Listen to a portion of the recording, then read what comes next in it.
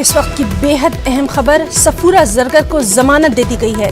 Delhi high court ने जमानत की दरख्वास्त मंजूर कर ली है। आपको बताएं कि जामिया कोऑर्डिनेशन कमेटी रुकन सफूरा बनाई गई है मुलजिमा। दिल्ली फिरक़वाना तशद्दुद वाक़यात की मुलजिमा है सफूरा ज़रगर। यह भी कहा है अदालत ने कि जांच के अमल में रखना अंदाजी से गुरेज करें सफूरा। इंसानी बुनियादों पर सफूरा ज़रगर को ये जमानत दी गई है। और सीधे रुख करेंगे दिल्ली का, हमारे साथ मौजूद हैं हमारे साथी सुशील पांडे। सुशील, इस वक्त की बेहद अहम खबर, क्योंकि सफूरा ज़रगर की जमानत को लेकर लगातार हम देख रहे थे कि खबरें आ रही थी, क्या कुछ अहम कहा है कोर्ट ने?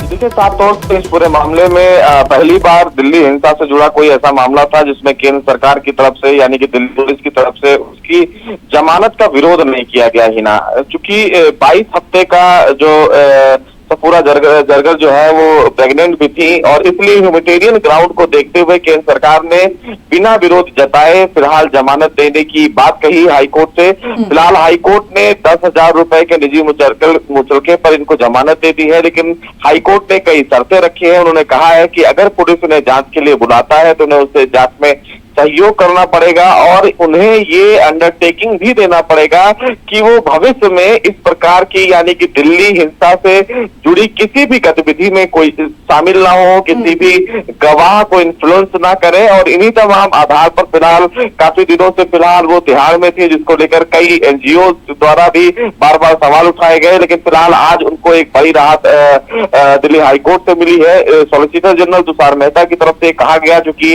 इस पूरे मामले में उन्हें ह्यूमैनिटेरियन ग्राउंड पर जमानत दिया जाना चाहिए क्योंकि वो प्रेग्नेंट है और ऐसे में मानवता यही कहता है कि उन्हें फिलहाल बाहर आना चाहिए और इसीलिए फिलहाल उन्हें एक बड़ी राहत मिली है हिना। सुशील, और ये भी आपसे जानना चाहेंगे, क्या उनके कहीं आने जाने पर भी किसी तरह की पाबंदी? जी देखिए, साफ तौर से जो फिलहाल कंडीशंस लगाए गए हैं ना वो यही है कि वो किसी भी प्रकार से हिंसा से जुड़े जो लोग हैं उनसे ना मिले, साफ तौर से, और यानी कि जो इस प्रकार से हिंसा से जुड़े गतिविधियों में शामिल है उनसे बातचीत ना करें। साथ ही साथ अगर पुलिस को ये लगता है कि वो लोगों को इन्फ्लुएंस करती है, उनसे मिल रही है, तो उनकी इस जमानत को कैंसिल करने के लिए हाई कोर्ट में स्वतंत्र है।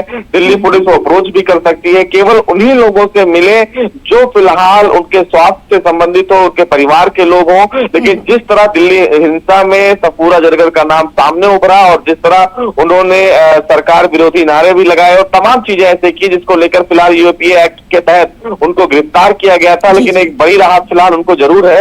अब आगे आने वाले समय में ये देखना होगा कि सफूरा जरगर हाईकोर्ट के इस आदेश का पालन कितना करती है। फिलहाल हाईकोर्ट ने भी ये माना, चूंकि उनकी जो प्रेगनेंसी है वो 22 हफ्ते की हो गई है, लिहाजा उन्हें एक बड़ी राहत मानवता के आधार पर दी गई है ताकि वो अपने स्वास्थ्य का और अपना ध्यान रखें। और इसीलिए हाईकोर्ट ने उनसे भी ये नसीहत दी है कि चूंकि उनकी स्थिति ऐसी नाजुक है लिहाजा वो अपने घर पर ही रहे और अपने स्वास्थ्य का ध्यान रखें। जी सुशील, बहुत बहुत शुक्रिया आपका तमाम तर तफसीलात